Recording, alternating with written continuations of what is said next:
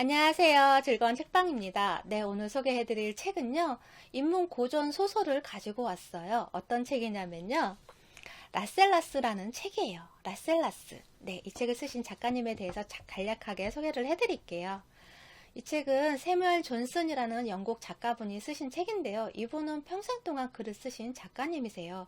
그리고 이분이 정말 대단한 일을 참 많이 하셨는데, 그 중에 하나가 뭐냐면, 영어 사전을 혼자 편찬을 했어요.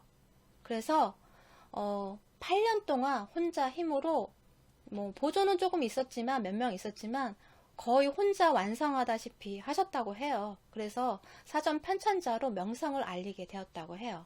그리고 셰익스피어 전집도 편찬하여 완성하고 출간하는 그런 작업을 하셨어요. 그래서 이분을 1995년에는요 워싱턴 포스트에서 세뮤얼 존슨을 천년의 역사에서 최고의 저자로 선정하는 그러한 그럴 정도로 정말 대단한 작가님이세요. 이 라셀라스는 어떤 내용이냐면요, 행복에 관한 내용이에요. 그러니까 우리가 어떤 뭐 취업을 하면 행복하지, 이제 뭐 결혼을 하면 뭐 성공을 하면 돈을 많이 벌면 뭘 하면 그런 행복에 대해서 어떤 추구하는 그런 허구적인 것이 있잖아요.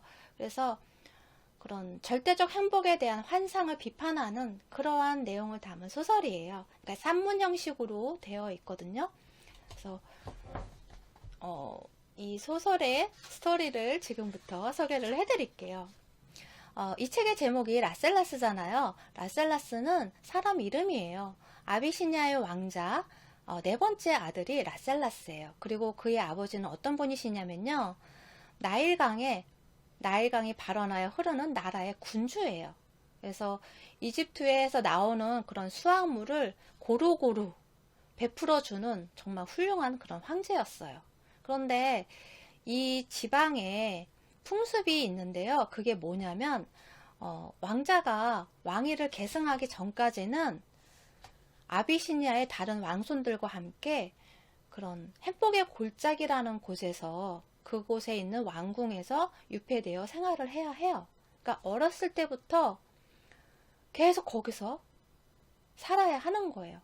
외부와는 차단된, 외부 사람들과 접촉이 완전히 차단돼서 그 안에서만 생활을 해야 돼요. 그러니까 계곡이 있고 산이 있고, 통로는 외부와의 세계에서 왔다 갔다 할 수 있는 통로는 딱 하나밖에 없어요. 철문. 아주 두꺼운 철문으로 된 문이 있는데, 그 문은 언제 열리냐면요, 황제가 어떤 뭐 축제를 하거나 물건을 이렇게 보내주거나 그럴 때만, 무슨 행사가 있어서 외부에 있는 사람들을 초빙해서 이렇게 뭐 공연이나 뭐 그런 걸 할 때만 그 문이 열려요. 그 외에는 아주 굳게 닫혀 있고, 그러니까 병사들이 지키고 있어요, 그 문을. 그래서 그 안에 있는 사람들은 절대로 밖으로 나갈 수가 없어요.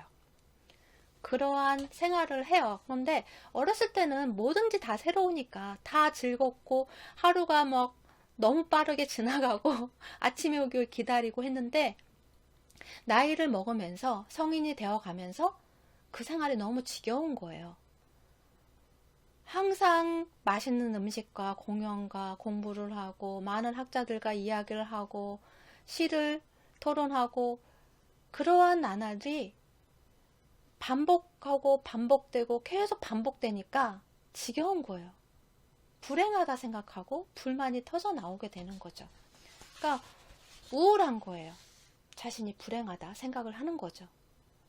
그래서 그러한 상심한 상태로 맨날 며칠을 그러고 있으니까 그 왕자를 가리키는 선생이 이제 왜 이렇게 불안해하냐고, 불행하다 생각을 하냐고 물어봐요. 그랬더니 왕자가 이렇게 이야기를 하죠. 나에게 아무것도 부족한 게 없다는 것. 아니, 나에게 부족한 게 뭔지 모른다는 것. 바로 그것이 내 불만의 원인입니다. 만약 무엇이 부족한지 내가 안다면 나에게 뭔가 바라는 대상이 생길 것이고, 그 바람은 나로 하여금 그것을 얻기 위해 노력하도록 자극할 것이고, 그러면 나는 저 태양이 서산을 향해 왜 그토록 느리게 움직여 가는지 투덜거리지 않을 것이라고 그렇게 이야기를 해요. 그러니까 다른 사람이 들으면 참 복에 겨웠건 모든 것이 다 완벽하게 갖춰져 있는데 부족한 것이 없는데 그 부족한 것이 없다는 이유로 투덜거리고 불만을 이야기하는 것이 말이 안 되잖아요. 복에 겨워서 그러는 투정밖에 안 되는 거잖아요. 그래서 그러면서 이렇게 이야기해요. 나에게도 뭔가 추구하고 쫓는 대상이 있다면 얼마나 행복할까. 그런 상상을 빠지게 한다고 그렇게 이야기를 해요. 그랬더니 그 선생님이 이렇게 이야기를 해요. 바깥에는 어떤데 얼마나 불행하고 험난하고 힘든데 그것을 직접 눈으로 보지 않았으니 그런 말을 하는 거라고. 이게 얼마나 귀중한 것인지 모른다고 그렇게 이야기를 하니까 왕자가 그때 탁 생각이 든 거예요. 바깥 세상에 대해서는 전혀 생각하지 못했는데 그 바깥 세상이 어떨까? 그 바깥 세상의 불행을 경험한다면 자신이 지금 행복한 거를 어떤 게 행복인지 알 수 있지 않을까? 그런 생각을 해요. 그래서 그 바깥 세상에 대한 상상을 하고 그런 상상을 하다가 나가야겠다. 이곳을 탈출해야겠다는 생각을 해요. 바깥 세상을 구경하고 싶어서. 근데 거기에는 이물락이라는 기술자가 있었어요. 그 기술자가 어떤 도구를 이야기를 하면 그걸 만들어내요. 정말 기술이 좋은 천재적인 능력을 가지고 있는 그런 사람이에요.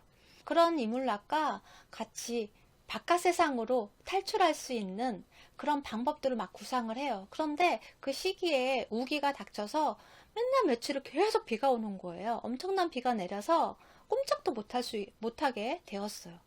그러다 보니까 어떻게 해요? 이제 이물락이 살아온 이야기 듣고 그러면서 시간을 보냈어요. 그리고 나서 이제 비가 그치고 어느 정도 물이 빠진 다음에 이제 산책을 하면서 이제 같이 구상을 하고 자신의 살아온 이야기도 해주고 그러면서 산책을 하는데 이물락이 갑자기 그러는 거예요. 토끼를 보면서 이제 물이 빠졌으니까 토끼가 자기 집이 막 휩쓸려서 없어졌잖아요. 그러니까 나무 밑에를 막 파면서 자기 집을 만들려고 막 그러고 있었어요. 근데 그 모습을 보고 이물락이 이렇게 이야기를 하는 거예요. 인간의 이성이 동물의 본능에서 많은 기술을 배웠다는 것은 오래전부터 알려진 생각입니다. 그러니 우리가 토끼한테서 배운다고 해서 이를 수치스러운 일로 여기지 마십시오. 토끼와 같이 우리도 위를 향해 산을 뚫고 올라간다면 혹 탈출의 길이 열릴지도 모릅니다. 그 얘기를 하는 거예요. 그래서 그날 이후로 이물락과 라셀라스는 이제 산 중턱으로 가서 거기서부터 파기 시작해요. 땅굴을 파기 시작을 해요. 열심히 맨날 며칠을 계속 틈이 날 때마다 다른 사람한테 눈에 띄지 않게 조심조심 몰래 시간 날 때마다 이렇게 가서 파요. 그런데 어느 날 이제 막 열심히 일을 하고 딱 나왔는데 밖에 그 네카야라는 공주가 여동생이 와 있는 걸 딱 지키고 있는 거예요. 그러니까 오빠가 맨날 어딘가를 자꾸 가는 거예요. 사라져서 없어지는 거예요. 그러다 후투성이가 돼서 나오고 막 그러는 거예요. 그래서 이 상황에서 뒤를 밟은 거예요. 그래서 네카야랑 그리고 이물락이랑 라셀라스랑 셋이 합해서 같이 그 땅굴을 파요. 열심히 파서 결국 탈출을 하는데요. 이제 네카야는 자신이 그러니까 한 명 아주 절친한 시종을 한 명 데리고 그리고 탈출을 해요. 그래서 나가서 어느 작은 마을에서 거기서 이제 바깥 세상을 전혀 경험이 없잖아요. 그러니까 이물락이 바깥 세상에 대한 정보나 교육이나 그런 공부를 시켜요. 그리고 옷차림도 그렇고. 그리고 이제 나올 때 이제 바깥 세상을 하려면 돈이 필요하잖아요. 그러니까 그분 보아 그런 것을 막 옷 속에 막 숨겨요. 있는 대로 다 최대한 숨겨서 가지고 나와요. 그리고 그걸로 생활을 하죠. 엄청나게 많은 양을 가지고 나와요. 그래서 그걸로 생활을 하는데 거기서 이제 어느 정도 교육을 하고 배를 한참 동안 타고 가서 이집트 카이로라는 도시로 들어가요. 그래서 그곳은, 카이로는 어떤 곳이냐면 정말 전 세계에 그런 상인들도 많이 모이는 곳이고, 그리고 또 여행객들도 많고, 그런 중심지 있죠. 그러니까 무역의 중심, 그런 번화한 그런 도시, 그런 도시였어요. 그래서 그곳에 도착을 해서 생활을 하고, 그곳의 언어도 열심히 배워서 정말 다양한 사람들과 대화를 나눠요.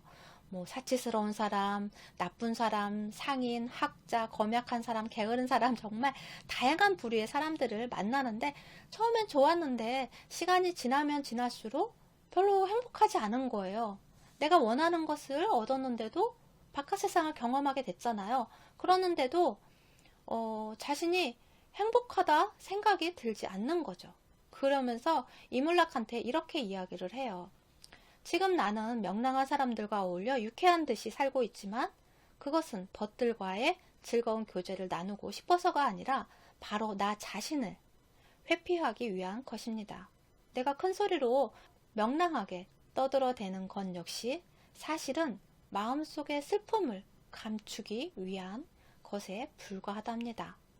그랬더니 이물락이 이렇게 이야기를 해줘요.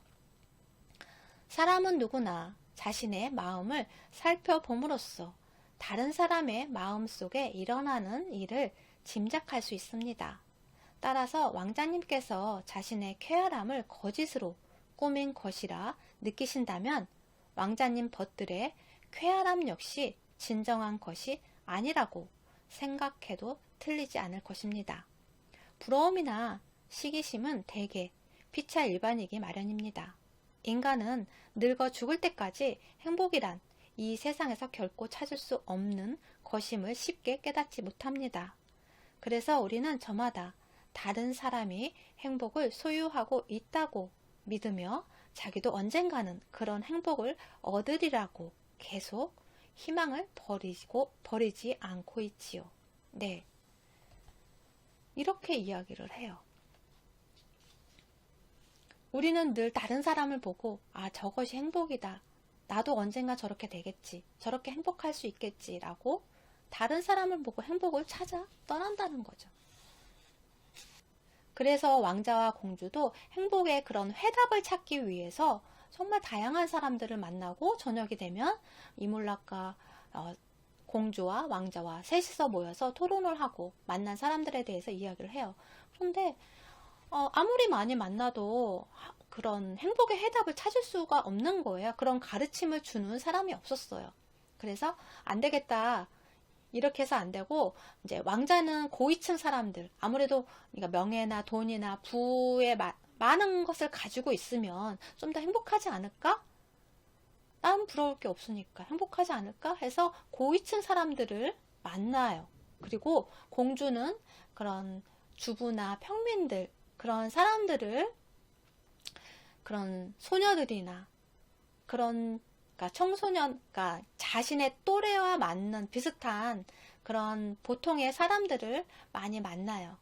그렇게 해서 자신이 만난 사람들에 대해서 이야기를 하죠.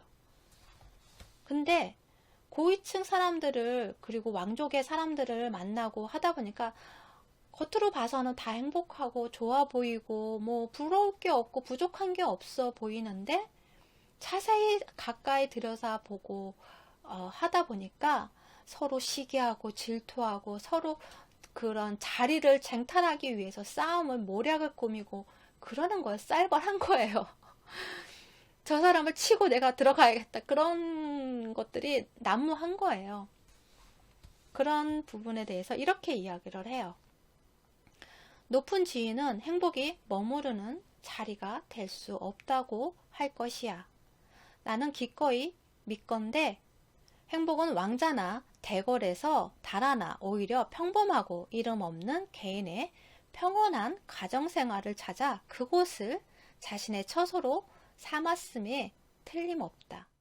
왜냐하면 자신의 능력에 합당한 일을 하고 자신의 영향력이 미치는 영역 전체를 자기 눈으로 직접 관찰할 수 있으며, 믿을 사람을 택할 때 자기가 직접 다 알아볼 수 있고, 또 어떤 기대나 두려움을 불러일으키지 않으므로 그를 속이고자 하는 생각이 아무에게도 일어나지 않는 그런 사람이라면 분명 그 어떤 것도 그의 만족이나 기대를 가로막거나 좌절시킬 수 없을 것이기 때문이다. 정녕 그런 사람은 사랑을 주고받으며 사는 것, 덕을 행하며 행복하게 사는 것 외에는 아무것도 할 일이 없을 것이야. 그렇게 이야기했어요. 그랬더니 네카야 공주가 이렇게 이야기를 하는 거예요. 완전한 행복이 과연 완전한 덕이나 선을 통해 획득할 수 있느냐 하는 것은 이 세상에서는 결코 결정할 수 없는 문제일 것입니다. 그러나 적어도 이것만은 주장할 수 있는데 그것은 행복의 실현이 항상 덕의 실현에 비례하여 주어지는 것은 아니라는 사실입니다. 모든 자연의 재난은 그리고 거의 모든 정치적 재난이나 불행은 선한 사람에게든 악한 사람에게든 모두에게 똑같이 닥치는 법이지요. 즉 선한 자든 악한 자든 비참한 기근을 당하면 모두 똑같이 금주려 고생할 것이고 격렬한 내란이 일어나면 별 구분 없이 함께 희생당하게 될 것입니다. 또 폭풍우를 만날 때도 함께 휩쓸려 물속에 가라앉을 것이며 침략자들한테 쫓겨 나라를 떠나야 하는 고난도 함께 겪어야 하지요.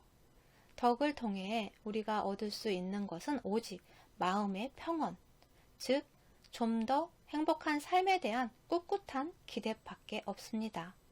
물론 그것은 우리에게 행복과 재난을 견뎌낼 수 있는 인내심을 갖게 해줄지 모릅니다. 하지만 인내는 어디까지나 고통을 전제로 한다는 사실을 상기해야 할 것입니다. 그런 말들을 계속 주고받으니까 이물락이 이렇게 이야기를 해요. 제가 보기에 왕자님과 공주님께서는 어떤 인생을 선택할까 궁리하느라 실제 살아가는 일 자체를 망각하고 계신 듯 합니다. 왕자님과 공주님께서는 아무리 넓고 볼거리가 다양하다 할지라도 어디까지나 하나의 도시에 불과하며 또 볼만한 진기한 유적도 현재 별로 남아있지 않는 그런 도시 하나를 둘러보았을 뿐입니다. 네.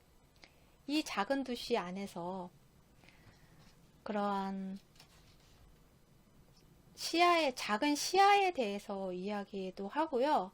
그리고 또 어떤 무언가에 뚜렷하지 않은 그런 행복이라는 그러한 것을 찾기 위해서 자꾸 바깥으로 다른 사람에게만 관심을 기울이고 내가 지금 행하고 생활하고 일상을 보내고 그런 부분에 대해서는 정말 생각하지 못하고 바라보지 못하고 있다는 그러한 이야기를 해요.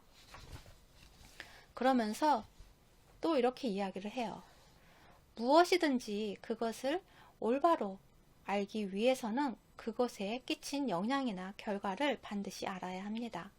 만약 사람들을 파악하고 싶다면 그 사람들이 행한 일과 업적을 파악해야만 할 것입니다. 그럼으로써 비로소 우리는 이성의 지시나 열정의 자극에 의해 어떠한 일들이 이루어졌는지를 알 수 있고 나아가 인간 행동의 가장 강력한 동기가 되는 것이 무엇인지를 찾아낼 수 있을 것입니다.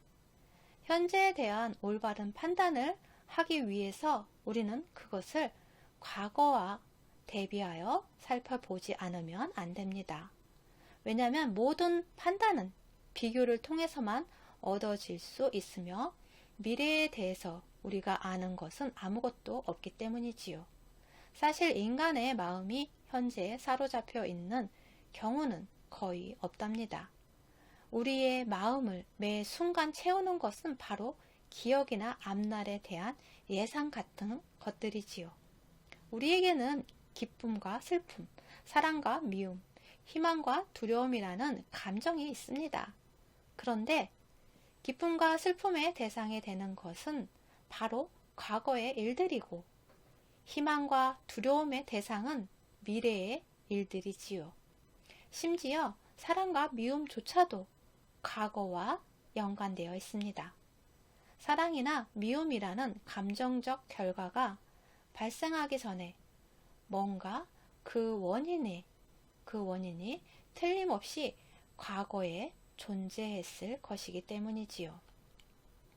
세상사의 현재 상태는 과거의 결과이므로 우리가 누리는 좋은 일들과 우리가 당하는 나쁜 일들이 과연 어디에서 비롯되었는지를 묻고 알아보는 것은 당연한 일입니다. 네.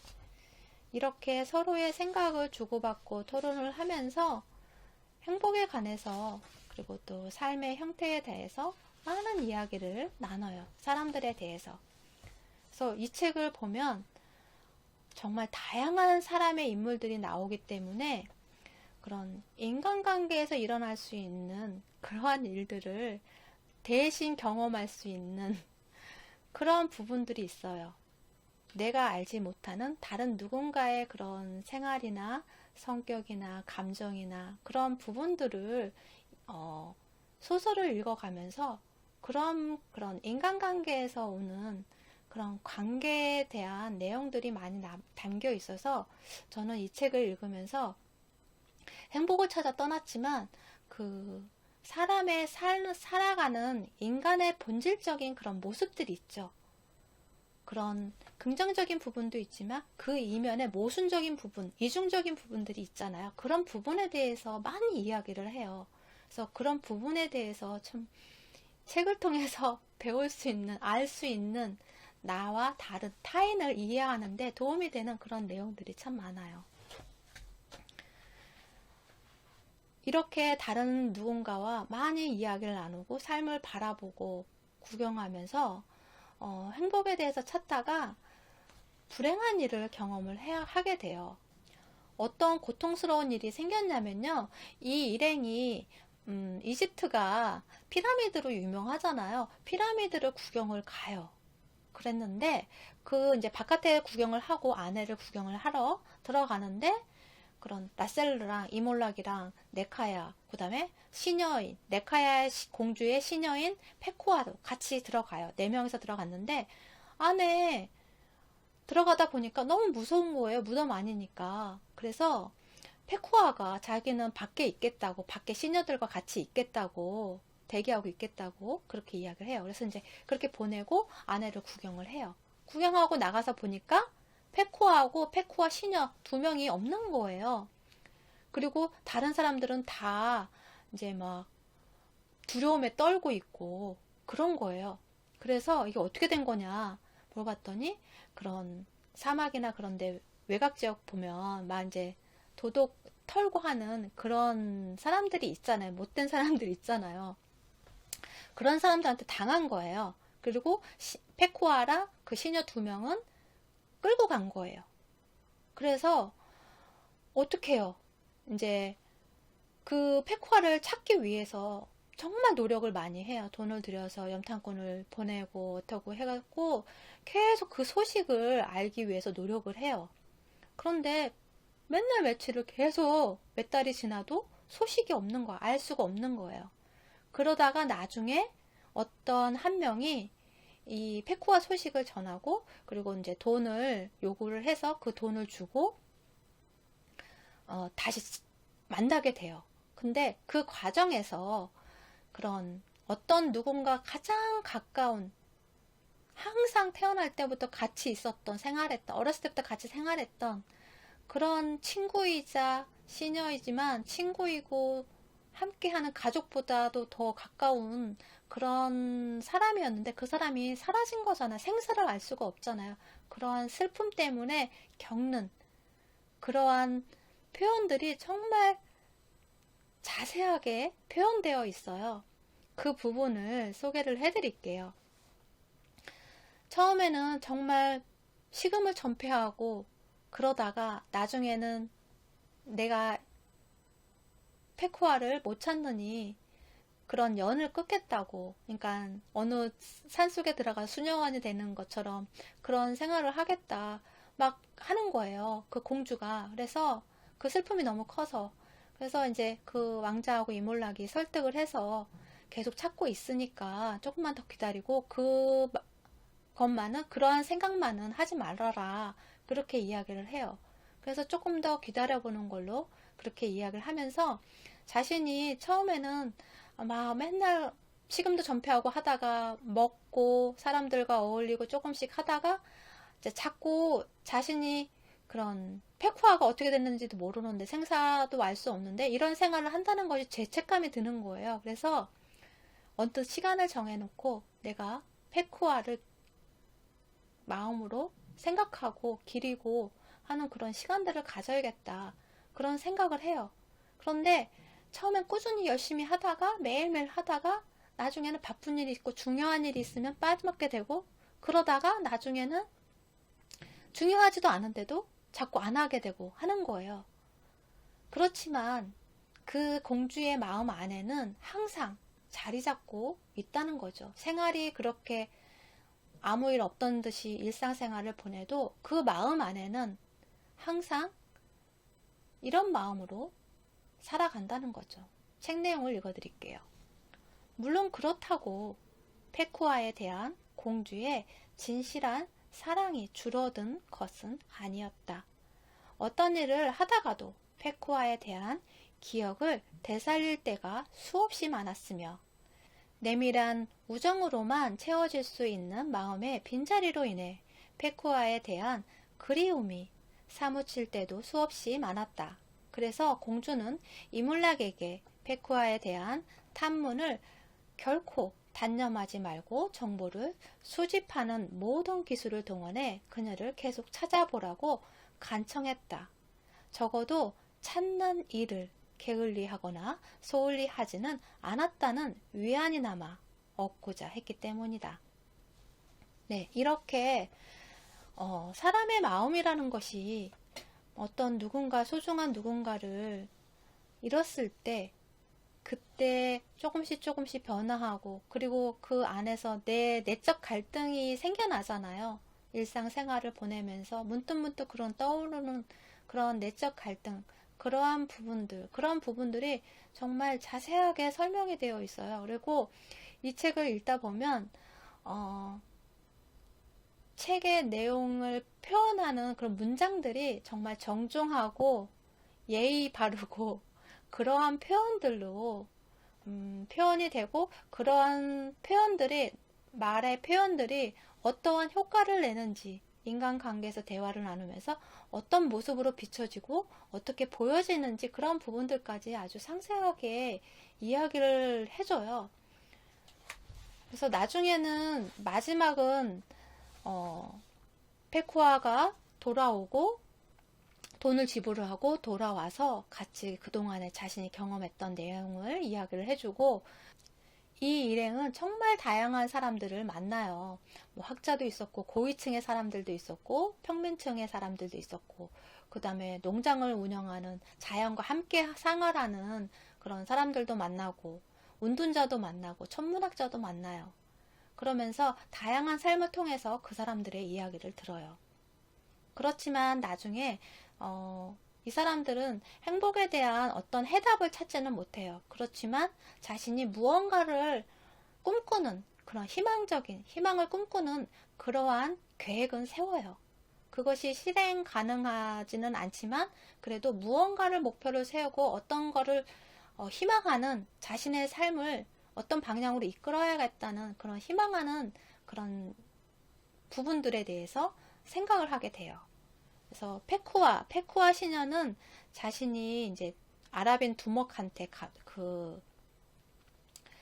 감금되었을 때 그때 이제 감금되었다가 풀려나면서 그 어떤 수도원에서 거래를 했어요. 근데 그 수도원이 되게 인상을 깊었다고 해요. 그래서 그 수도원 교단의 수녀 원장이 되기를 소망을 해요. 그리고 공주는 지상의 모든 것들 가운데 지식이 제일 으뜸이라고 생각을 하게 돼요. 그러면서 이제 여성들을 위한 대학을 설립하고 그것을 운영하기를 소망을 해요. 그리고 왕자는 조그만 왕국을 하나 다스리고자 하는데 이제 너무 넓으면 자기가 손이 미치지 못하는 그런 부분들이 있기 때문에 자기가 세세하게 어느 하나도 이렇게 놓치지 않고 잘 다스릴 수 있는, 자기 눈으로 직접 보고 행할 수 있는, 다스릴 수 있고 통치할 수 있는 그런 백성의 숫자 그런 정도의 왕국을 하나 만들어서 다스리길, 그런 일을 하기를 소망을 해요. 그러면서 나중에 이제 다시 이들은 자신이 나왔던 곳으로, 아비시니아로 다시 돌아갈 계획을 세워요. 그러면서 소설은, 그런 결심을 하면서 소설은 끝이 나거든요. 그래서 이 책을 읽으면서 행복이라는 것에 대해서 생각해 보기도 하지만, 그거와 같이 인간관계, 그런 삶을 바라보는 모습, 그리고 또 다양한 모습들, 인간의 본질적인 부분들을 많이 담고 있어서 다른 누군가를 이해하고 받아들이는 데도 도움이 많이 될 거라는 생각을 했어요. 네, 재밌게 들으셨나요? 구독과 좋아요도 부탁드릴게요. 지금까지 들어서 감사합니다. 다음 시간에 또 만나요.